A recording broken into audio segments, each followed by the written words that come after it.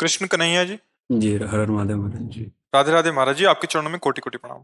महाराज जी, मैं अध्यात्म के पथ पर चलता हूँ तो परिवार छूट जाता है, और जब परिवार को लेकर चलता हूँ तो अध्यात्म छूट। नहीं, यही समझ आपकी गड़बड़ है। नहीं, अध्यात्म और परिवार दोनों को एक कर लें तो कोई नहीं छूटेगा, बढ़िया काम बन जाएगा। अध्यात्म का मतलब क्या समझे हो तुम? कपड़ा लत्ता बदल करके बाबा जी बन जाना अध्यात्म समझते हो क्या? ठीक है, परिवार कैसे छूट जाता है? भूल जाता हूँ महाराज। आए? भूल जाते हैं जब। तो जब परिवार को भूल जाते हो तो भगवान को भी भूल जाते हो। नहीं, आप कहे नहीं, दोनों बातें आपने ही कहा है। जब परिवार की तरफ देखता हूं तो अध्यात्म छूट जाता है, अध्यात्म छूट जाता है तो परिवार। अगर अध्यात्म को पकड़ लो तो सब में आत्म स्वरूप से भगवान ही तो विराजमान है। पत्नी में वही, पुत्र में वही, माता में वही, पिता में वही, चराचर जगत में वही। यही तो अध्यात्म कहता है, और क्या कहता है?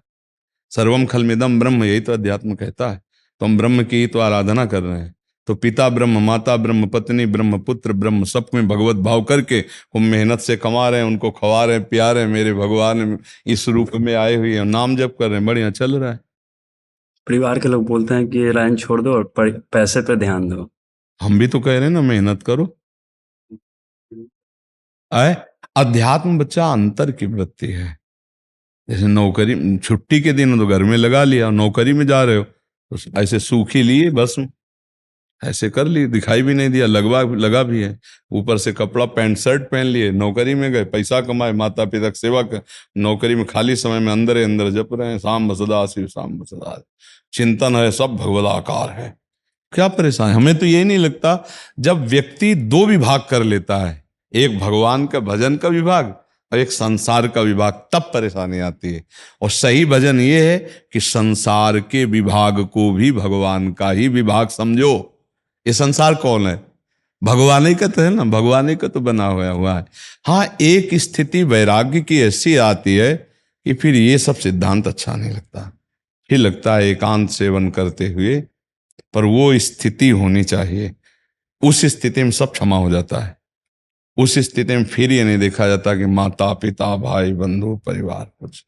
वो एक स्थिति होती है, उसे विरक्ति मार्ग कहते हैं। जैसे अकेली माँ भगवान शंकराचार्य जी के त्याग के संन्यास लिए ना, विष्णु प्रिया जी नौ युवती पत्नी और सची माता जी वयोवृद्धा, चैतन्य महाप्रभु ने संन्यास लिया ना, फिर नहीं सुनाई देता। अगर वो स्थिति है तो प्रश्न नहीं, वो स्थिति में प्रश्न नहीं होता। वो स्थिति में प्रश्न, किसी से सलाह नहीं होती वैराग्य की। तो भाग रे भाग, मन में एकदम बस भगवत प्राप्ति कैसे हो, तत्वबोध कैसे हो, भाग रे भाग मचता है। आप कै साल के हो? जी 21 21 21 के।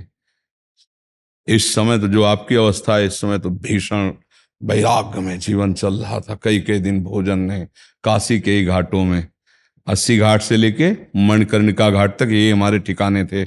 ये इसी घाटों में रहते। तो आकाश वृत्ति से जो मिल जाए वहीं हमारे दर पे आके सो, नहीं तो शाम के 80 घाट में भिखारियों की पंक्ति बैठी थी, उसी पंक्ति में बैठ जाते थे। जैसे सतुआ बटा 1 किलो तो जरा जरा सा सबको मिल गया, बर्फी बटी तो एक एक पीस मिल गई, बस उठे 24 घंटे ऐसे कठिन साधन से तब परमात्मा प्राप्ति होती। तो हमें लगता है अगर स्त्री प्रिय लगे, संसार प्रिय लगे तो नाटक नहीं करना चाहिए। घर गृहस्थी में जाके ब्याह करके खूब भजन करे, भगवान को प्राप्त करे।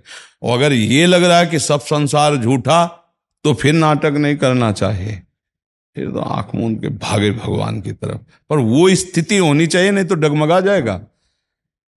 ऐसी ऐसी जीवन में परिस्थिति आई है कि अब क्या, अब ये लगता था कि बस मरना है, प्रभु के लिए मरना है।